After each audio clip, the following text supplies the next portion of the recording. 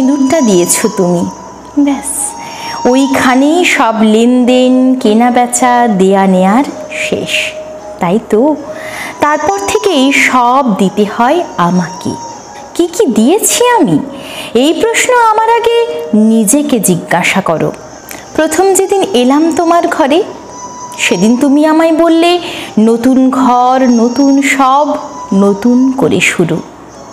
হ্যাঁ, তারপর থেকেই প্রতিটি দিন নতুন, প্রতিটি সকাল নতুন, প্রতিটি রাত নতুন, তোমার হাতের আদর নতুন, বিছানায় পাতা চাদর নতুন। কিন্তু পুরনো প্রিয় জিনিসগুলো ছেড়ে এসেছি আমি। জানতে চাওনি সেদিন যে কি কি ছেড়ে এলাম আমি। আমি বলি কি কি ছেড়েছি আমি। 25টা বছর, যার 12টা শৈশব আর বাকিটা বুঝতে বুঝতে বড় হওয়া যে তোর ওপর অধিকার কেউ অর্জন করে নেবে।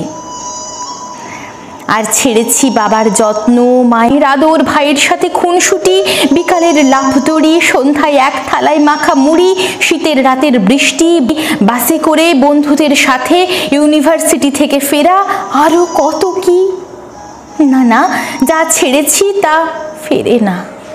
হারানো বিকাল ফেরে না, নারীর কৈশোর ফেরে না, কুমারীর কৌতূহল ফেরে না, বসন্তের শিহরণ ফেরে না।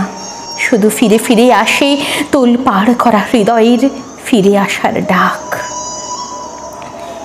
এগুলো সব ছেড়ে আমায় নতুন করে শুরু করতে হলো। কত সহজেই বলেছিলে তুমি, কিন্তু বোঝনি নতুন করে শুরু করা কতটা কঠিন ছিল। নিজের কিছু আছে এখন আর বুঝতে পারি না। আগে সবই আমার নিজের ছিল, মায়ের গহনা নিজের ছিল, বাবার উপহার ভাইয়ের সাথে ভাগ করে নেওয়া ছিল, তবু তো নিজের ছিল। ব্যস্ততাতেও মায়ের খাইয়ে দেওয়া ছিল, মায়ের হাতে রান্না তাও নিজের ছিল।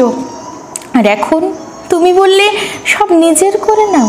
বেশ, নিজের করে নিলাম।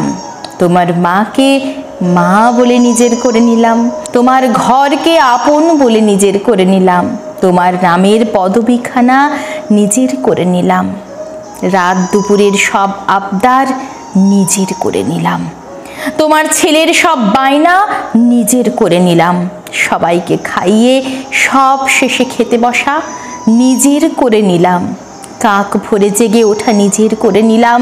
মায়ের কাছে গেলে মা এখনো বলে, কিরে দুমুঠো ভাত খাইয়ে দেব, চুলটা তোর বেঁধে দেব, আজ একটু বেশি ঘুমা না মা, ও বাড়িতে উঠিস না হয় ভোরে। ভাবি ও বাড়িটা সত্যি কি আমার মা? ওখানে আমি কারোর স্ত্রী, কারোর মা, কিন্তু কারোর মেয়ে তো নয় মা। এখানে মা আমি তোমার মেয়ে, ঠিক যেমন ছিলাম আগে।